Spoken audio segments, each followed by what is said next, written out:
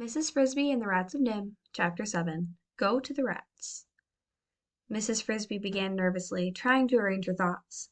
It's about my youngest son, Timothy. He is sick, too sick to leave his bed, and moving day is only 5 days off. Wait, said the Owl. Moving from where? Moving to where? From the garden patch, where we're living, to the edge of the pasture by the stream. Which garden? It had not occurred to Mrs. Frisby until now that a bird, flying freely over miles of countryside, will look down on many gardens. It belongs to Mr. Fitzgibbon. The one with the large stone? Yes, my house is near the stone. What makes you so sure moving day will come in 5 days? Mrs. Frisby told him about the tractor and what Mr. Fitzgibbon had said. 5 days until plowing. Of course, she added, it might turn cold again, and freeze, or even snow. No, said the Owl, sounding quite sure. It will not. The wild onions are already up in the pastures. He then asked her what kind of house she had, and exactly where it was in relation to the big stone. Apparently, he knew the spot well. But the more she talked to him, the more Mrs. Frisby became convinced that he would produce no solution to her problem.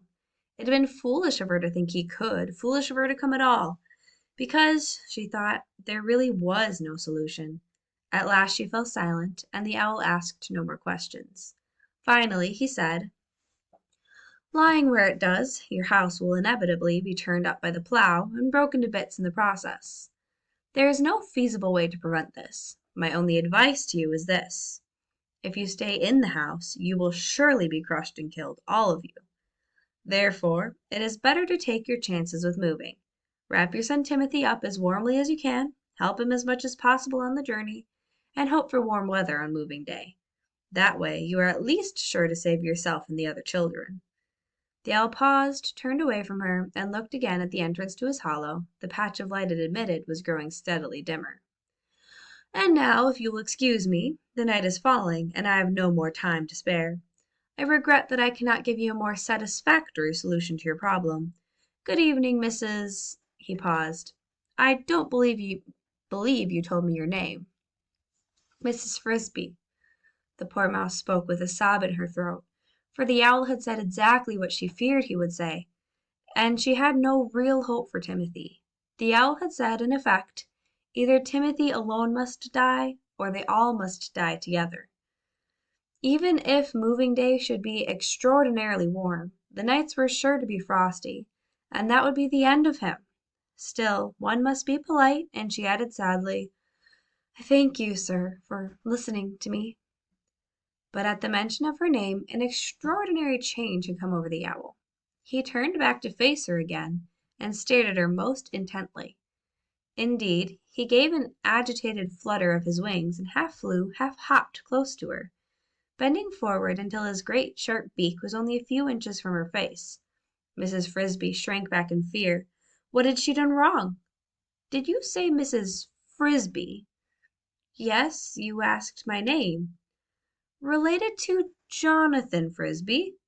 Yes, he was my husband. He died last summer. He was Timothy's father. But how did you know about him? That is not important, said the Owl, drawing back a little and looking at her in a new way, almost as if with deference. I will say this. His name was not unknown in these woods, and if you are his widow, that puts matters in a different light. Something in the way he said this had caused Mrs. Frisby's hopes to lift a little. What do you mean? She asked. I mean, madam, that there is a way that your son's life might just possibly be saved. I did not mention it to you because I saw no way you could conceivably do it, and I did not want to arouse false hope. But if you are Jonathan Frisby's widow, then perhaps it can be done. I don't understand at all, said Mrs. Frisby. What is this thing? It is not a thing I can do myself. You must go to the rats. To the rats? But I don't know any rats. They have nothing to do with me. I don't doubt that. They have little to do with anyone except themselves, and will have less as time goes on. Nonetheless, I think they will help you, and if they will, they can. But what can they do? They must move your house to a place where it will be safe from the plow. Now Mrs. Frisby's spirits fell again, and she said almost bitterly, "You are joking, sir. You are not serious. No rat can move my house. It is far too heavy, much too big." "The rats on Mr. Fitzgibbon's farm have things, ways, you know nothing about. They are not like the rest of us. They are not, I think, even like most other rats. They work at night, in secret. Mrs. Frisby, do you know their main entrance?" "In the rose bush? Yes." "Go there. You will find a sentry guarding the door. His name is Justin. Tell him who you are, and that you came at my request. Tell him that you want to see a rat named Nicodemus. I think they will let you in, though they may insist on swearing you to secrecy.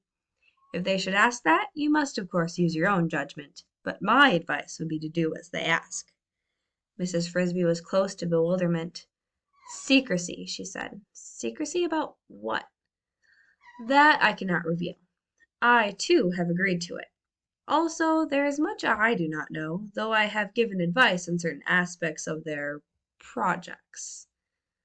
"Well," said Mrs. Frisby, "I don't understand at all, but if it might save Timothy, I will try to do what you say.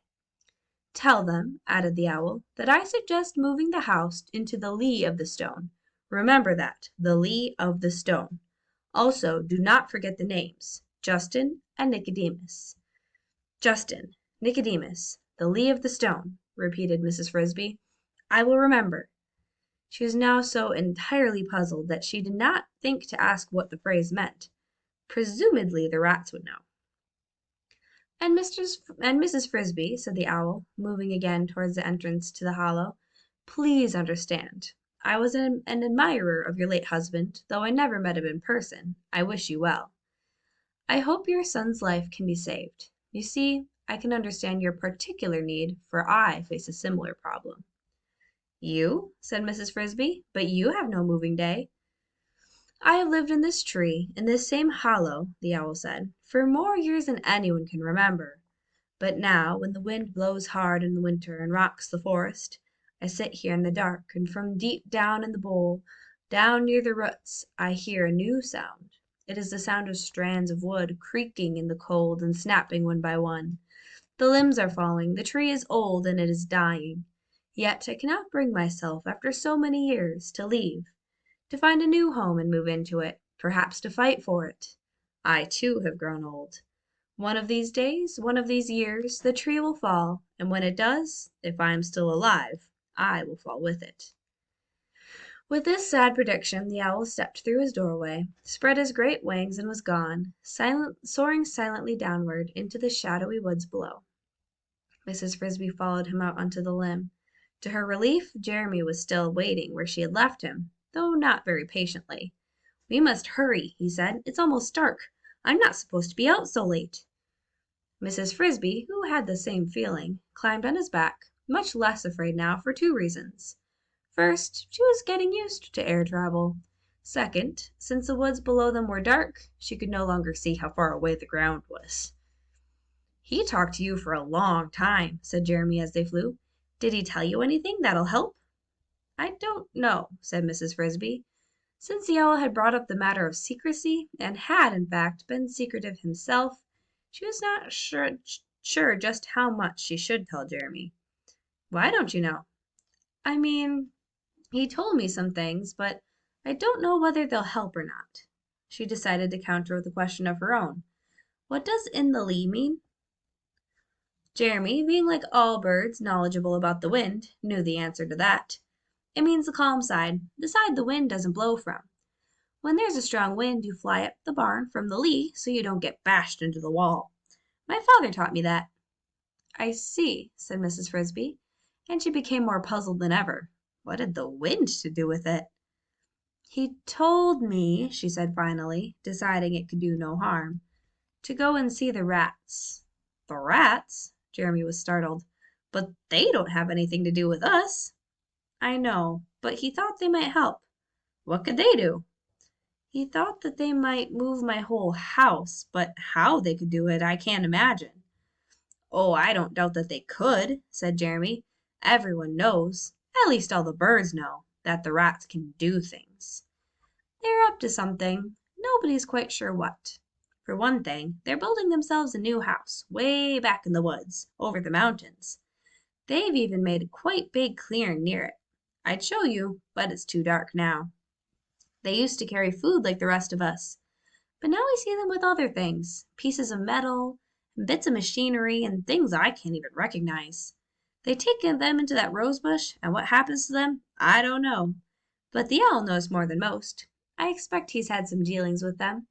Just the same, I've never heard of their helping anybody but themselves.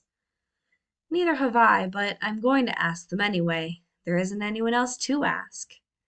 By the time they reached the garden, it had gone almost completely dark, and Jeremy could not linger. "Good night, Jeremy," said Mrs. Frisby, feeling almost affectionate towards the crow. "Thank you for taking me, and for waiting to bring me back." "You're welcome," said Jeremy. "If you need me again, just ask. After all, if it weren't for you, I wouldn't be here to ask." And he flew off into the darkness, the last crow to get home that night.